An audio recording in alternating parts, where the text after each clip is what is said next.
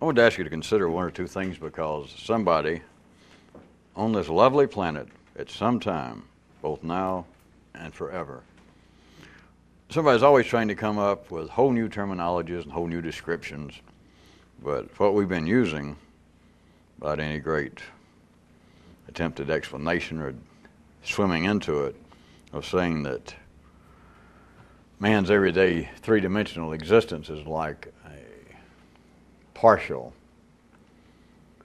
incomplete series of aftershocks from some unpredictable six-dimensional series of operations.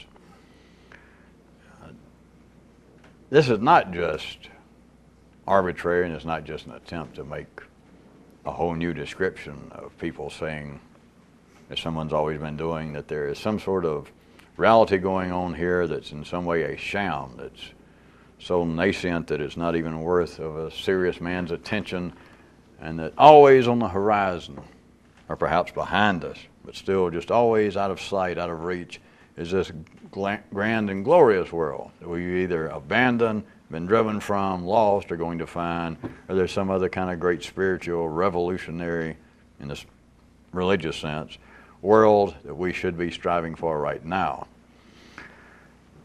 That is part of the polarized movement of energy, or that seems to be of some great transcendental nature, philosophical nature, or not. That's not why we were using it around here, because that description is not unfair. It is not to picture verbally a six-dimensional universe, to try to even remember the description, to try and in some way to ponder it. The description verbally, the map, is not improper, it is not untoward, it is not ill-tempered, because it is not hostile. It is not saying that this is a flawed version of some better reality that we have lost or that we are striving for. It is really in no three-dimensional sense, in no polarized sense. It is not a judgment. It is an attempted mapping of an inescapable fact, of saying that the three-dimensional reality is a series of aftershocks of some unpredictable operations at a six-dimensional level. Now, part of the reason probably that will not catch on and become, kids using that instead of cowabunga, or which turtle are you? I don't foresee it becoming real popular in a faddish sense, and we could consider why.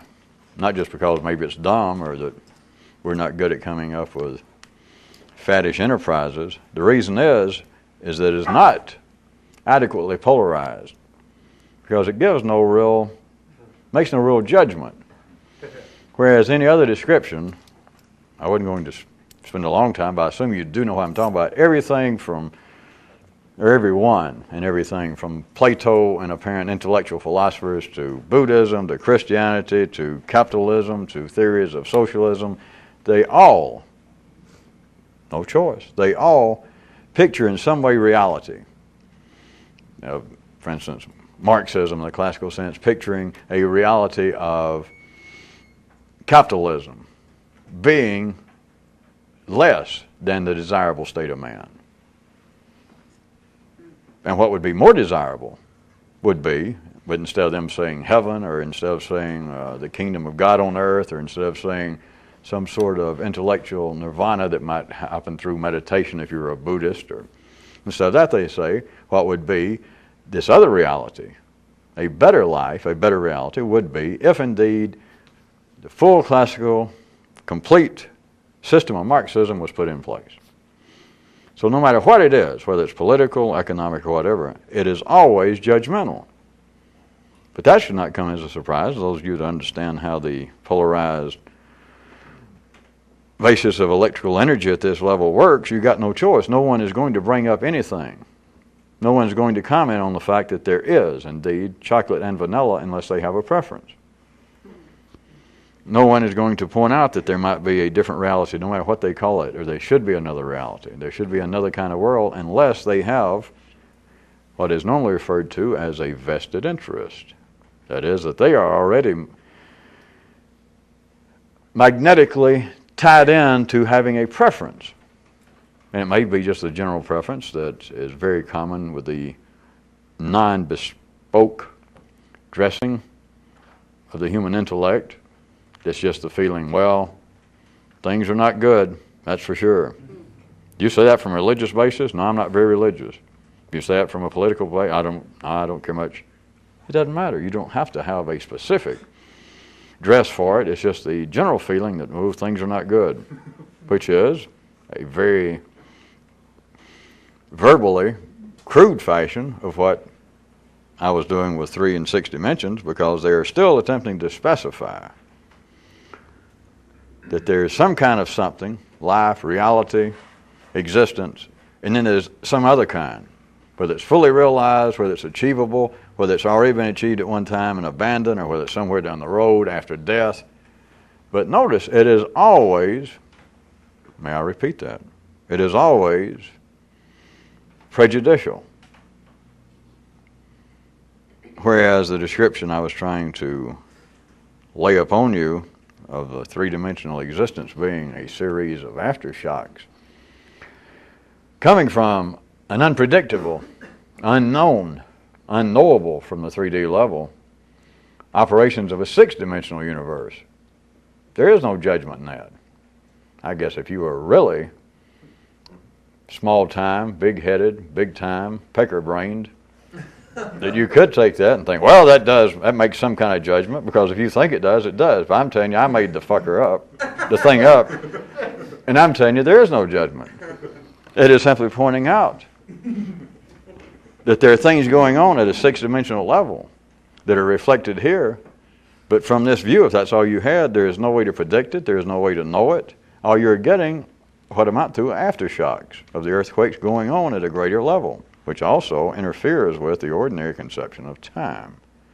Because what's going on there, in a sense, is already your future.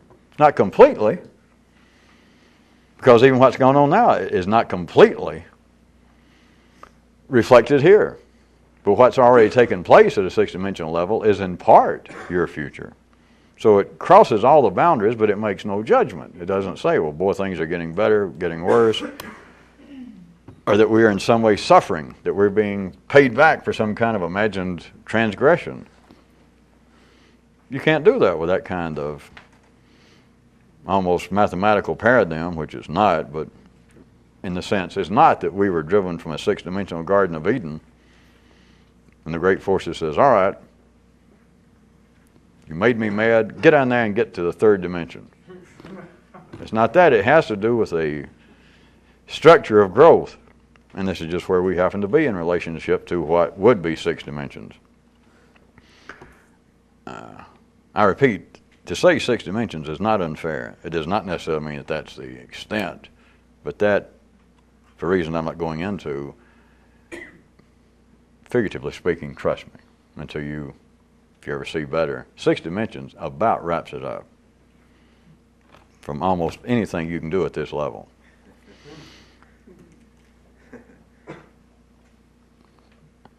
Also, you might say, if you'd care to pursue this a little, that this kind of stuff, even though it's, here we are operating at the three-dimensional level, that this kind of stuff you could almost note as being an attempt to push a near 5D view. I'm not going into that, but I had my own reasons instead of saying a 6D view. But this kind of stuff, when it's really percolating in you, when you're able to get your own nervous system plugged in a different way through this great dynamo, that you can sort of begin to skirt up close to the corners, to the boundaries that goes past three-dimensional polarized thought, even the limitations of the ordinary running of this electrical system that perceives as time is being locked into this. At times when you're just good, when you realize that this stuff is bad. At those times I was going to suggest you're getting close to my little term, and put in quotation marks, it's near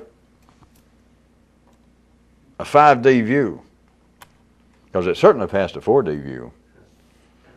The literature of humanity, that is the even written recollection of the collective nervous system of man is replete with people who have had 4D views.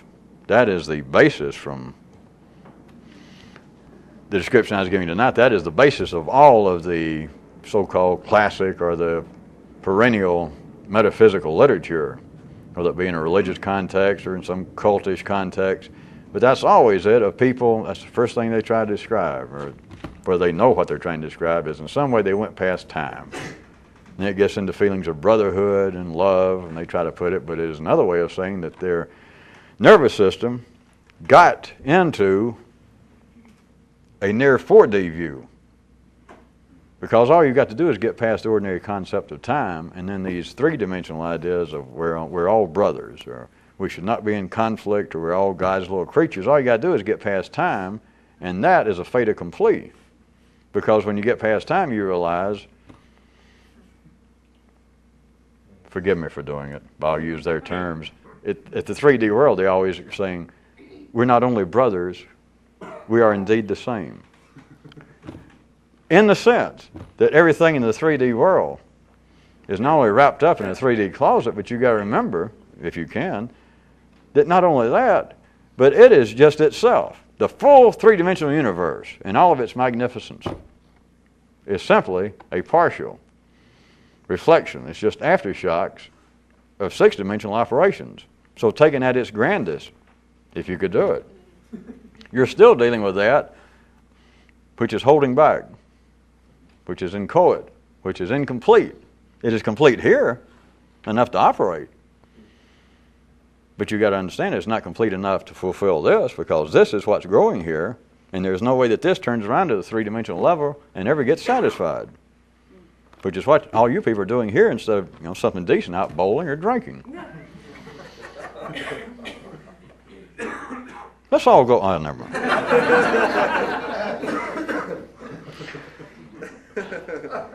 But at any rate, all of you, I will assume, have had some taste of what amounts to a near 4D view. If you didn't feel like it was a mystical experience, everybody that ever had the first good or two pot smoking experiences, that you realize time is not what I thought. Or else everyone's watch has now been transformed magically from being made by Timex to being made by Salvador Dali. But at any rate, the library of mystical literature, religious and otherwise, really is composed of near 4D views. So I was saying, from the general map of a greater reality, a more complex and probably all that most anyone would ever need as far as a map would be an ultimate 6D reality. Then you could look at this kind of stuff as a near 5D view of the 3D world, not the 6D world. You don't want to do that, do you? Nah. We'll do that on Saturdays. But do note what one of the purposes of me bringing up the intro, to do it for yourself, is you've got to have some sort of different map to even try to move the intellect from anywhere. And what I was attempting to present along this line is something almost impossible to grasp, almost non-attractive. There is almost no magnetic attraction to ordinary people, certainly. But on the basis that there is no judgment made about, well, you people are here, and me or somebody of my ilk are going to make a speech tonight, going to give some sort of lecture, and people go, well, that's why we're here, because we didn't bring our bowling shoes, so by God, give us some kind of lecture. And what do you expect? No matter where it is, the first thing, somebody could look to be ill-tempered, ill-mannered, ill-kempt, not Bill Kemp, not even Jack. But they could be, apparently, we're going to talk on matters metaphysical, or it could be a guy talking on real estate sales. But what's the first thing he's going to do? He's either going to say, are you satisfied with your spiritual life? And everybody says, no, unless they're Baptist. That's another joke. Or, if it wasn't that, the man says, are you satisfied with your present income? No. It's all the same. It's like saying, are you satisfied with the three-dimensional world? No. If they are, you're nuts. Everybody knows that. Anybody's completely satisfied, they're either in a home somewhere or they're back posing for the covers of Mad magazine. What me worry? Everybody knows if you're not upset at all, if you insisted that you're perfectly happy, just happy and satisfied as hell with life, you're nuts. Everybody knows that. But notice these kind of maps, what you need to do, it starts off and apparently you got to say, well, are you satisfied with what you're doing? Well, no, that's why we're here. What if it's a real estate seminar, a spiritual retreat, whatever it is. And yet, there really is no that kind of prejudicial, qualitative judgment has anything to do with the kind of map that can move in a revolutionary way. Because if you're still struggling with things are basically ill-formed, the process of life is, I'm not sure how bad, but things are certainly not correct. Now see, as long as you've got that, do you understand by the same degree that your system is wired up and you continue to think that way, but that same degree, you can't move. It is like my old classic picture. If you got your foot nailed to the floor and one foot and you may be able to move and you can stretch out, but by the same token that you think, well, my foot's nailed to the floor and it's somebody's fault. Literally, by that same token, you're limited. And you may begin to have what appears to be transcendental thoughts and episodes of some kind of mystical thinking that your thought processes can get into some new area. But by the same token that you think you're doing it, or that some kind of force is helping you do it, or that you deserve it, on the basis that where you were, where everybody else is a bad part of town, a bad part of the universe. By that same token, you're not going anywhere because you're still dealing with polarized thought. That's why people trying to be religious can't be religious, if there was any significance to it. That's why trying to be a good person, you can't. No matter what your description is. In the city, it doesn't matter. But you can't do it because you believe you're starting out with the quite ordinary. It's inescapable. Everyone is born there. You're starting out standing on that verbal map. You're standing on that place in the neural system wherein, without any choice, no matter where you're from, no matter your religion, your culture, your race, no matter anything, unless you're Alfred E. Newman, your feeling is, it's supposed to be, that something is not exactly right. And it doesn't matter how bad you think it is, whether it's this bad or that bad. That doesn't matter. It has no consequence if you're trying to move. Because you are starting with a basis that you have lost Eden, that you're born into the wrong place, that humanity is born in the wrong place, and that it's our duty to improve ourselves in some way. From that basis, though, there is no improvement that will take you away from where you are. You can run around in a circle, and all that doesn't matter. We're not attacking people doing that. It's just a hobby. It's part of life's growth. So consider I'm going to stop the intro in a minute. The kind of map of me is trying to get you to see that the three-dimensional world of man, and all of its glory, and all of its everything, if you don't call it glory, you can call it all of its warts, or you can call it all of its warty glory. It is aftershocks of an unknown, an unpredictable, six-dimensional world of operations. But see, if you really take that in the way in which I was trying to verbally map it and present it, it doesn't start you off on the basis of, okay, I'll go for that. I'll take your old description. So that means screw the 3D world, right? No. I mean, you really got to push it. Like I said, you could really do your own self that kind of ordinary harm. And so that is a qualitative statement. How? Well, I don't like three dimensions. You might as well say, I don't like the number 3. So bad I canceled my subscription to 2 magazines.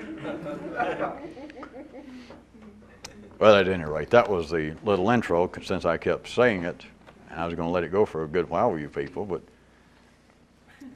I hope some of you didn't already tie your own intestines around your brain and choke on it, because notice it makes no statement whatsoever. And I'm not bragging on me making it up, but notice if you try to think about it, that what's going on here, forget any idea of right, wrong, better, worse, or it's falling apart. What you're getting here are aftershocks from earthquakes in another dimension.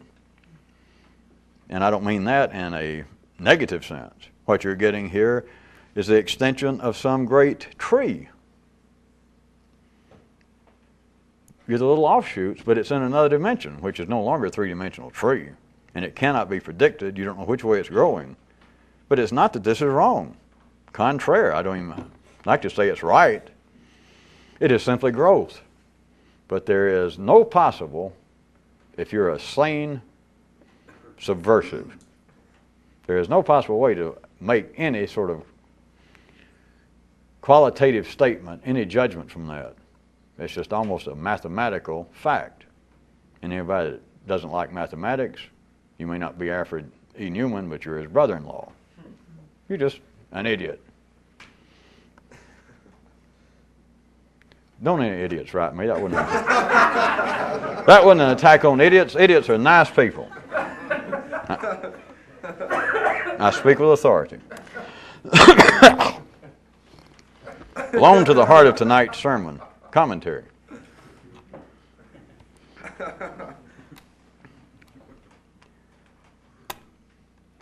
Along the lines we've been talking about, but consider something very specific.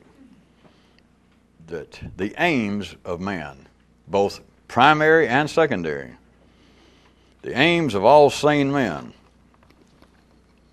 institutions, but the aims are never in conflict.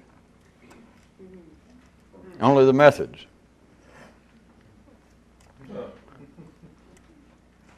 You can take the aims of every individual on this planet in the street level, every institution, every system, every pattern of philosophy, every religion, every one of them at the same level, just the ordinary level, every one of them have the same goals. The betterment of those involved. Happiness, peace, the completion of the followers. In whatever sense, whether it's being couched in terms economic, political, it doesn't matter. The aims are always the same. The aims of capitalism and communism, of Islam and Christianity. The aims are the same. We can make it, I covered enough, happiness. How about that? Anybody that doesn't like happiness, fill in something else. The betterment of the people. There are no systems. Now, I was going to say secondarily, but you will notice primarily would be an absolute cutting, unconditional definition of a sane primary creature. It's looking after its own self-interest. Doesn't need an intellect. A raccoon, a bear, even a tree, but if you want to talk about sentient beings, some of those somethings you can make some kind of crude parallel. If they are not suffering some kind of genetic, some kind of brain, some sort of nervous system damage, a duck, everything is going to look after its own self-interest. What it's doing, some of you may not care to think about ducks being happy, but I don't know why you would object. But ducks are engaged in the pursuit of quacky happiness. And dogs and cats in the pursuit of canine and feline happiness. The completion, just to live. There is no question that a dog, a cat, is going out and do something to harm itself. Everybody knows that. You do not see dogs taking up smoking. You do not see elephants getting caught in the rat race to such a degree that they have ulcers. You do not see elephants going around trying to eat and swallow Volkswagens. At the primary level, and same true with men, if again we could arbitrarily, which we can do verbally, cut off and say that men, we can speak about them just momentarily as a primary creature still, and still being able to think enough for me to point this out, then you do see that that is, again, at least an operational, a partial operational definition at the city level of sane people. Or at least conversely of insane people are those that go around drinking Drano, that go around beating their head on the side of a building. They're doing that which does not contribute to their health and their welfare. They're not doing that in their own best interest from any possible primary level. You can surely see that. But now consider, at the secondary level, which is what you notice in the last few nights we have been meandering around talking about the garden and this apparent competition between everything. You get into the secondary areas, the world that is beyond simply keeping the body alive, and keeping the race of man going. We're now into those areas that are singularly man, wherein there are conflicts, competitions, no more fighting over food, no more fighting over space, that the cats and the birds are trying to occupy the same space. They are now fighting over more serious matters in a certain way. Ideas. Communism, capitalism. There's a great one. What's the conflict? In the aims, even in the secondary world, there are no conflicts. Now, there ends up apparently competition, like people at the primary level of animals fighting, but it's not because their aim is different. If two wolves are running after some food over there, their aim is the same. They eat the food and live another day to be a happy wolf. At the secondary level, people do not analyze it. They're not supposed to, and I was going to try and get you to see why. But there are, as far as the aims of capitalism and communism, or Protestantism and Catholicism when it was a more active battlefield, between any conflicting ideologies, the conflict is not in the aim, because if you could play some objective observer, that you weren't all caught up in it, but you took two things and pick out your own. I just considered capitalism and communism to be a pretty, at least up until a year or so ago, and they're taking away some of the heat of that kind of example. But this kind of conflict was deadly. The Cold War always on the verge of heating up and killing one another. And it was just, nobody questions that it was in conflict, that they are, as far as it goes at the political and even economic level, they were in diametrically opposed camps. But the aims were not. The aims never are. The aim was that communists, those terrible people over there behind that allegorical iron curtain, subhuman, driven by demons. The state idea of religion is no religion for terrible people. And they eat those real fatty vegetables. And the women won't shave their legs, and just horrible things. Men won't pick the hairs out of their nose. They have names you can't pronounce. You can just go on and on about how terrible they are. And part of it has got to be not just the inherent nature of Russians and Ukrainians and all the other people, that damn system. And yet, if you were there, and as I said, if you could just take anything resembling an objective view of it, the aim of communism is the same damn aim as capitalism. And it doesn't matter where you go. It doesn't matter what religion. If you did not have any wired up electrical interest in one religion or the other, you could say, well, here are religions that for thousands of years have been killing one another. Got you. Oh, yeah. No, even I read a little history. I know that. But what's the aim of both of them? All you got to do is just, it doesn't take anything. The aim of each group is the same. No matter what words they use, it is simply this, as I start out with this paragraph, if you can see it. The aims, even in the secondary world of man, the aims of man are not in conflict.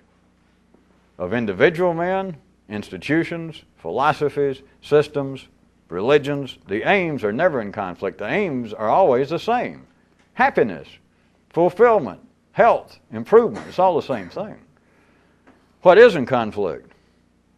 The methods to achieve them. Now, I'm just using everyday terminology for a few minutes. If you get a glimpse of that, you should at least off on your own go back to that great old subversive hobby of thinking, what gives?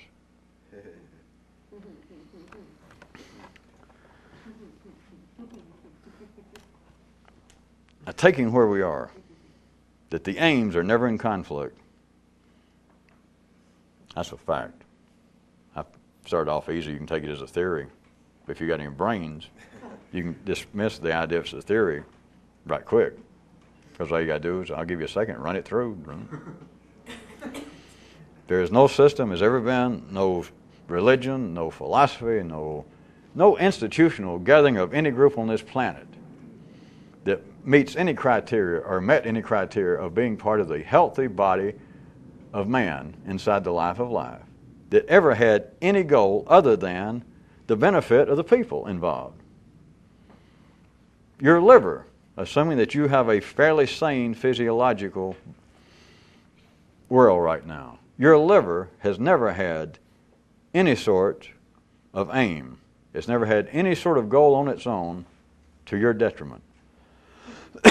Never. Your kidneys have never. There has never been any group that was serving any, at that time, any helpful, positive, just ordinary purpose inside the life of body via man, whose aims, whose goals were in conflict with any other part of life, then or now. Not the aim. But then you get into what the secondary world would describe as the methods to pursue this aim. That is where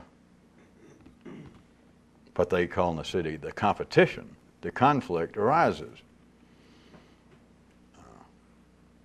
I would like to suggest one more time, off on your own, some of you, it's a real subversive hobby, is consider what gives. If you understand by now how on your own to take verbal areas of interest, almost three-dimensional, impossible incongruities, which that still doesn't describe it. But it's what I mean by what gives. That once you can see something in a certain way, like all these great secondary conflicts of man that seem to be the driving force in the history of intellectual, conscious man, for you to see on your own, it's true. Even those things that appear to be the most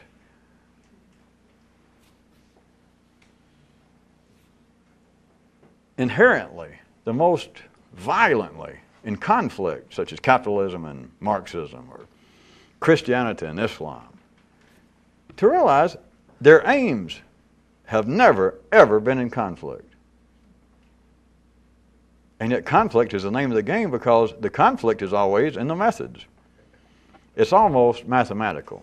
I'm not going to stop here. Any of you can see is what I mean by what gives. It's a better hobby than crossword puzzles, if I may suggest in an understated manner. But at any rate, I will assume that you're going along with this, at least verbally. The methods are what's in conflict, not the aim. Did good old Papa Carl dig him up out of his grave, dig up George Washington, Thomas Paine, and say, give us your best description. What is the purpose of a democracy, of capitalism? And then ask Papa Carl, what would you say about communism? And they describe the purpose. And if they listen to each other, they both say, well, that's it. That's what I want for my people. That's what I want to be remembered as the father of those methods and institutions that produced happiness, equality, justice, fair play. Yes, but I call mine the X philosophy. And Thomas Jefferson would pull up his little knee breeches and say, I call mine the Y philosophy. And I was afraid it would come to this. Something is, they're about to, get in a fist fight, or they're about to retire back to their native countries, their native neighborhoods, and to tell everybody, prepare for war. And yet they started out, for a split second, they both, one of them described, well, here's my philosophy, here's what I'm after. And one, listen to the other side. Not that this is the way it happens, but you understand it could happen. And listen and think, well, hell, that's just what I'm after. Except it turns out that Thomas Jefferson suddenly realizes, in a moment of great insight, that, wait a minute, he's somebody else, pointing to Papa Carl. Or that Jesus pointed to Buddha, using all this metaphorically. He listened to all his story about what he had in mind. He went, well, that's all right. And then he suddenly realized, wait a minute, if that prevails, I'm out of work. What would Thomas Jefferson have done? Wait a minute, this guy could be the next president of the United States. We can't have this. Something is drastically wrong. Of course, what's wrong, I'll refer you back to, is not the first two people, instead of Thomas Paine and Papa Carl, considered Adam and Eve, to use your good old religious story. It's not that they were in conflict. The problem, if there was a problem, was caused by the gods producing two people. Because it was inevitable. That was the nature of the polarized world. So although their aims were the same, Adam and Eve both wanted to be happy, right? The communists and the capitalists want to be happy, right? Yeah, well, what happened? Well, I don't know, something went wrong. Oh, no, it didn't. Oh, no, it didn't. But you should be able to see quite clearly. You can't go anywhere with it at the ordinary level, and it makes you want to cough or choke. So wait a minute. Those camps at any period of time that are in the most violent, confrontational stances, all you got to do is stop for a minute and you realize their aims are both the same. Always the same. Why can't they go with the conflict? Well, it would only be, of course, if you could destroy the nature of the polarized world. But back to what I was going to try and slip in on you. The way in which the non-combative, the non-conflicting aims then become conflicting through the methods, you could look at it as being based upon the old, ordinary, episodic thinking of man, so that, just by its very nature, that those things that are processes, like the aims or the methods, become nounified. That the method, it is almost as though to drag a whole lot of several weeks, I assume you'll follow metaphors and pictures and other stuff. It's the apples in the orchard, the cats in the garden, the neurons in the brain. It's as though they get up too close. And once you tell the capitalists, once you tell the communists, once you tell the Christians, once you tell anybody, listen, they all go, yeah? Wouldn't you like to be happy, complete, fulfilled? And all the same people go, yes. And so then, whatever the system is, whatever the institution is, it says, all right, here's what we'll do. We've got to become communists. We've got to become socialists. We've got to become Jews or Christians. And the people go, all right, tell me, what is it? What is it? That's the way to be happy. That's it. Well, tell me what to do. And so they tell them what to do. And it's as though then the apples quit even thinking about anything outside the orchard, anything beyond 3 dimensions. That the methods become the ends themselves. That it's no longer, even if it ever was, but I'm just describing this in ways that do make, if you can call it, 3-dimensional sequential sense to start with, that you took the people and you said, well, what you want to do is be happy, or what you want is a more equitable distribution of wealth. You do not want to be trampled upon by the king, by rulers. You do not want to be starving while people across the street are dining and feasting. That's right, that's right. All right, what we need is, then you fill in the blank. It doesn't matter what. Socialism, Christianity, to be a koana, to be a kiwi bird. And everybody says, all right, that's what I want. And then what happens? That is only momentary. Looked at from at least a near 5D view. That's only momentary. That the aim of being, whatever the institution springs of at that time, that what we want to do is be happy. And everybody says, yeah, yeah, yeah.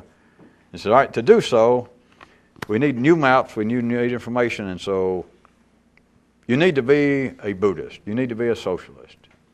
And everybody goes, okay, we'll accept that. All right. In almost no time, the aim is no longer to be happy. The aim is for now, whatever the system is to overwhelm all of those that oppose it. Which somebody opposes it, or the system will never get off the ground. If Papa Carl, if Buddha, if Jesus, if anybody with any idea stood up and it apparently was about to become a possible new institution, a new philosophy in life at one area of the garden somewhere on this planet, and they introduce the information. At first they tell it, ask everybody, are you happy? And everybody goes, ah. And they say, would you like to be happy? And everybody, yeah, sure, we're not nuts. And then it says, all right, I got this new plan. And then, again, you fill in the blank wherever it is. Now, if it's going to take on any life at all, then as soon as it's announced, as soon as Papa Carl says, well, look, there's too great a division between capital and labor, and the rich continue to get rich. We've given history now 5,000 years, and we're no better off. The division is even increasing, and all the people went, yeah. He says, so I've come up with this whole new idea. Now, I've broken down history, and I can describe what's run amok We don't need gods. We don't need explanations. We're talking about the inequality of the distribution of wealth. And, of course, all the people that felt that they were, which is not hard to do, to gauge that they were not all that wealthy, they went, hark. Yeah. He said, all right, here's what we should do. I'm going to call this communism. And so they all went, hey, I like the way it sounds. I like what you said. And he said, all right, we're communists. Now, since communism did have its day, and it's still talked about, you do understand. You can see somebody opposed it. If they did not, you wouldn't even know the term. It'd just be a historical footnote. As history is full of those historical footnotes. Does somebody remember some little something that, there was a guy one time had this theory about, and you read it and you think, geez, it may or may not make sense, but it just came and went. It's just a bare recollection. So for it to take on a historical importance, for it to become part of the magnetic memory of at least part of the human nervous system, then something violently, or potentially violently opposed it. That no. It was right across the border. Of course, for him to get it going, to go back to Marx, he had to say, well, now, is everybody happy? And everybody went, no, we ain't happy. Does everybody feel like you're getting your fair shake in life? Are you nuts? So, you got it going all right. And he says, all right, here it is. And he starts giving his philosophy of communism. But to do so, of course, he has to say, well, now, things as they are right now, and everybody went, are not the way they should be. It's not the way we want them, is it? It's not that which is most conducive to happiness. Now, well, hell no. So you've already got your opposition. And then all he had to do was put a name. Well, it's the capitalist. It's the people over there. The green people have to point to the red people, or the green philosophy has to point to the purple philosophy. So you've got the competition. But now note, almost in the twinkling of a hairy philosopher's eye, if it ever actually was operational, the whole idea of pursuing happiness or equality, that's just almost like a dream. What's happened? The apparent method, the new method of trying to pursue the goal of equality, justice, happiness, the goal is forgotten. The activity is now what? The activity is for us communists to overwhelm and do away with the capitalists. Now, if you stopped them somewhere, if you played this kind of game, if we could, and you said, well, no, wait a minute. And you grabbed the communist or anybody, and you said, it almost appears to me that you're not getting all involved with the methods, that you're now more interested in overcoming the capitalist, your opponents, than you are of actually pursuing the initial aim of being happy, of realizing equality. Now, the ordinary nervous system, as always, the ordinary nervous system is no slouch. If it would stop and listen to you for a second and go, no, our aim is still that. But to get to the aim, we have got to execute the method. No, our aim is still to have a more equitable distribution of wealth. And that's the aim of all of us communists. And if you say, well, wait a minute, I've been watching this for several years now, and I just have this opinion. It's just kind of an insight I had. I've just been kind of hovering over this part of Europe, Great Britain, watching you people in action. And it seems to me that you're now all tied up, that the methods, the original methods of, in your case, Marxism or communism, to realize this aim of equality and justice, that's no longer the point. The point is now simply for you guys to win. And let's assume that they were just because of the heat or something, just momentarily could think a little bit. That's what I was going through, that they might go, well, all right, using the kind of examples you did, I can hear why you might say that, but you're wrong. Our aim has not changed. That's the only reason I became a communist. That's the only reason I became a Catholic. That's the only reason I became a Christian Socialist Democrat, was to achieve justice, to promote equality. But to get to the aim, by God, to make an omelet, you got to crack some Republicans, eggs. To get from here to there, you got to burn some gas, burn some rubber, maybe have a flat tire. But the aim is still the same.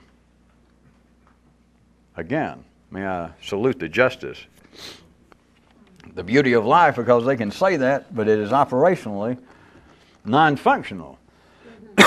the methods do become the aims. If whatever the system is, religious, economic, whatever the hell it is, if it is going to live, if it's going to have any historical or contemporaneous importance, you simply have got to see it if you're going to see it at all. The idea of the ultimate aim, which is always, the aims, remember, never in conflict. Never, ever, ever. The aim is just forgotten almost as soon as it's expressed. That's just like the opening of the comedian's act of Marx, Moses.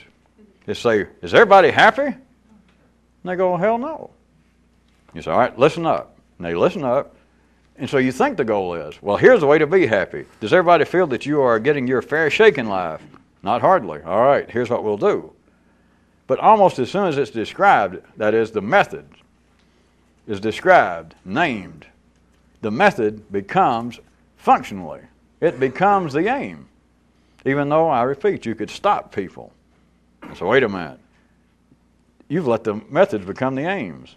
They go, oh, no. It's just that to get the omelet, we're going to have to break up some eggs. We've got to overcome these pesky shells. But operationally, I repeat, you either can feel the operational reality of this or not. That is not true. It becomes, and it's not the people's fault. It's not the institution's fault. It's nobody's fault because there is nothing at what? Fault.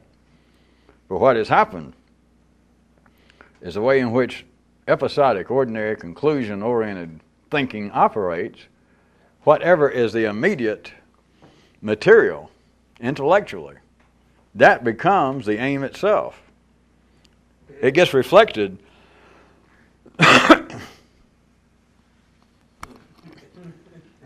It gets reflected. In case any of you think it swept off the road too much close to the wetlands. How about verbally? Just quite specifically.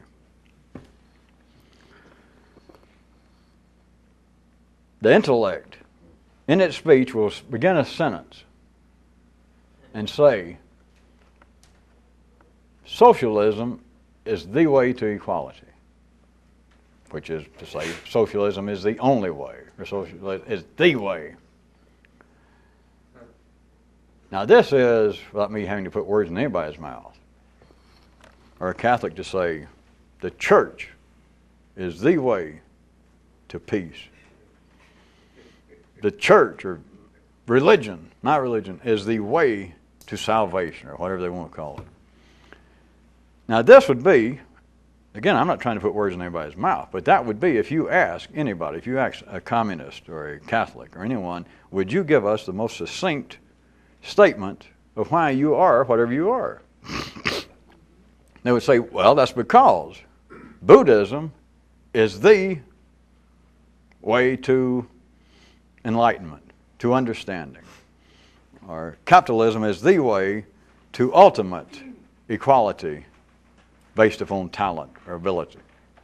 Here's the whole thing that I was trying to get you to see. The intellect, through its tongue, will begin these sentences with an unanalyzed absolute given.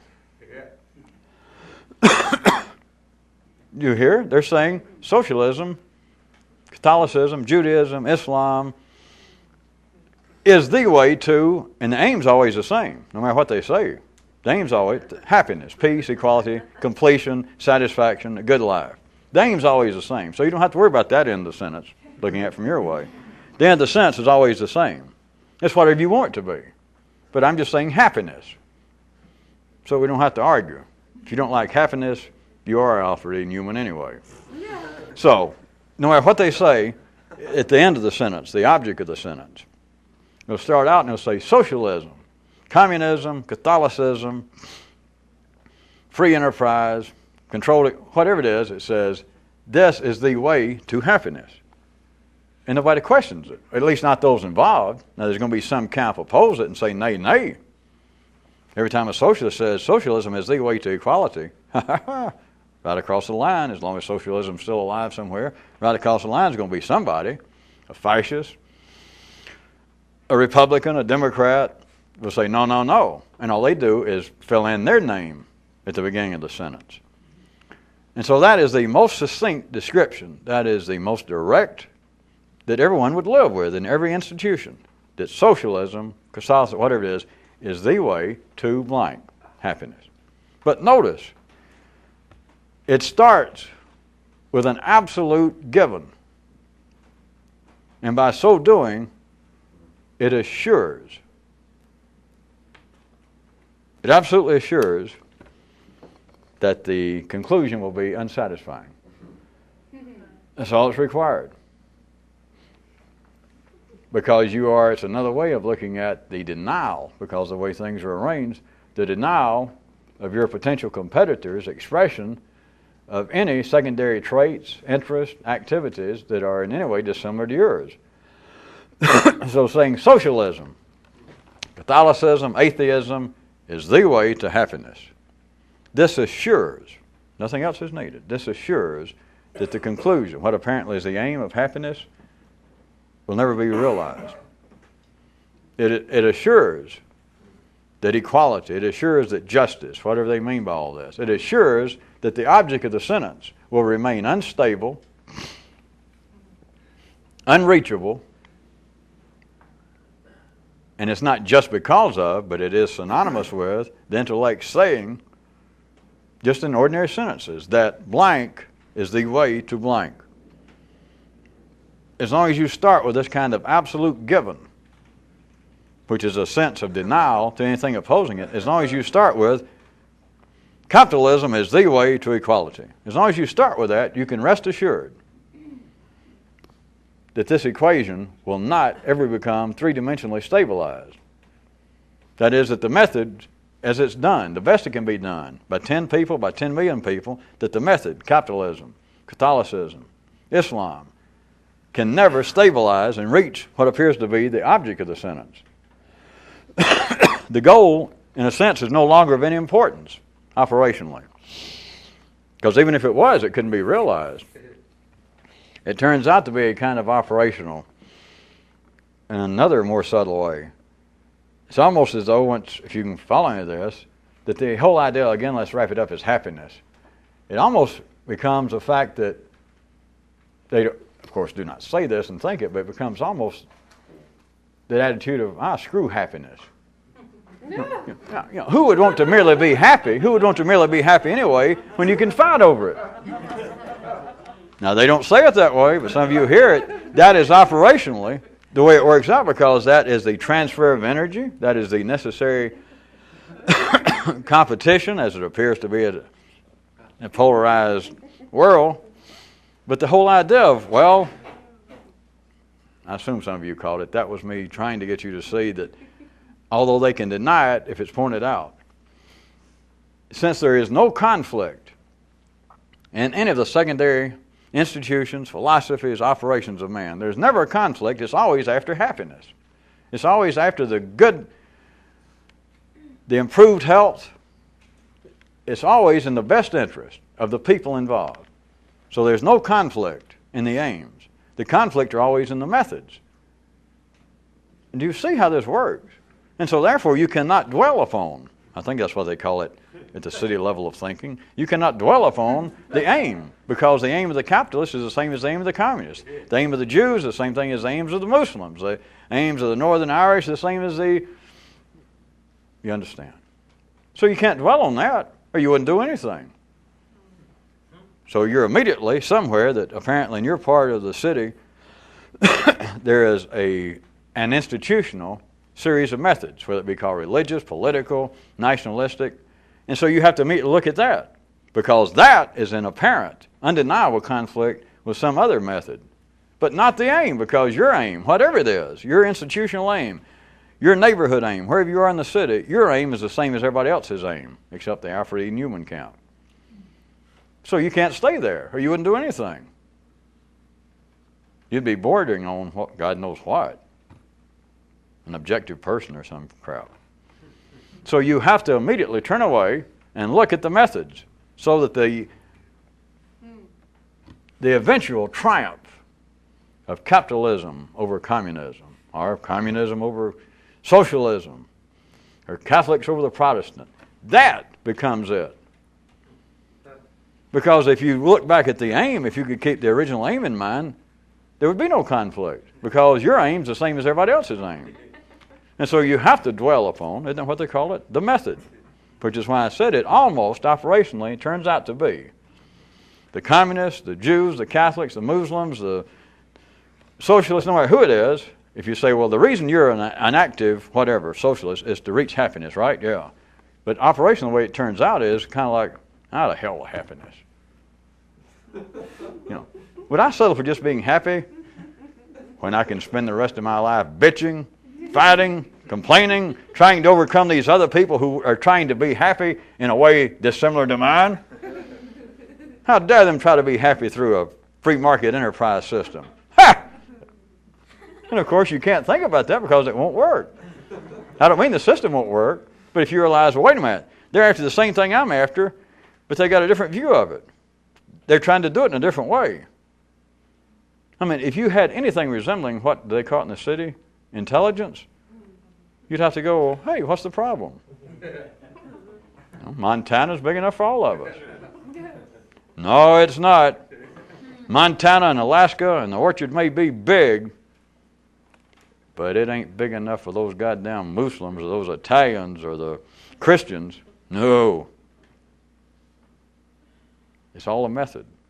And it ends up operationally that no matter how intelligent the people are involved at city level, the original aims, which is a form of trying to describe, by the way, from a trans four-dimensional view, how the energy got into the three-dimensional system anyway. It's just like it just runs in and it has a name to begin, like the aim is happiness. Good. And it's like the whole world forgot it. Or the aim is to be a complete person. Got it. Okay. You know what I do? Well, arm yourself and become a Christian. Got it. Who are we against? Those people over there. And it's not just literal. It's not just physical. It's the ideas, remember. We're not talking about actual combat. It may come to that. That's not the point. It's the thing in the three-dimensional world wherein man thinks space is at a premium. The world of the intellect is not big enough for socialists and fascists. You fascists are going to have to get out of the universe. Us cats are after you. It's just a matter of time. You can say, well, hey, cats and birds want the same thing. Don't give me that crap. I didn't go to all this trouble to become a cat for you to say, hey, nothing wrong with birds. You can eat other stuff. Since we're out of time, I guess we're out of time.